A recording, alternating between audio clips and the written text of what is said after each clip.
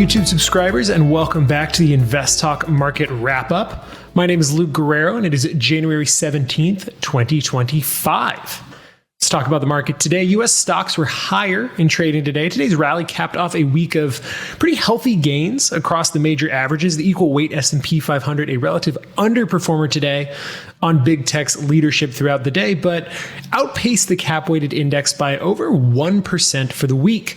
The Dow up 78 basis points today. The S&P 500 up a flat 1%. NASDAQ up 1.5%. The Russell 2000 up 40 basis points. Other outperformers included semis, software, crypto, meme stocks, and home builders. Treasuries were mixed with some flattening about the curve. Dollar index was up 30 basis points. Gold finished down 10 basis points. And crude oil settled down just over 0.5% at 60 basis points.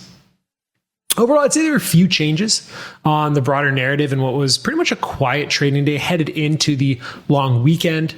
Treasuries took a bit of a breather today, but the retreat in yields was really the big support overall for risk assets this week, getting some help, of course, from the macro data from cooler CPI, cooler PPI numbers, as well as a bit of dovish Fed speak that we saw earlier in the week.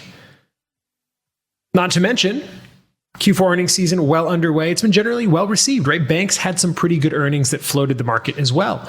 And there's still some optimism surrounding Trump 2.0 in terms of tax cuts, deregulation. But overall, the overhang on the bearish side, the level of uncertainty about what the exact shape of those policies were going to be. Certainly, some of those could start to be rolled out on Monday as we get more clarity.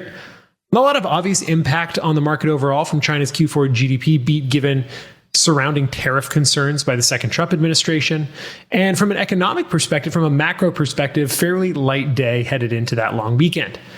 Still, December housing starts printed well above the consensus, the highest they've been since last February, with permits beating as well. December industrial production and capacity utilization readings were also higher than expected.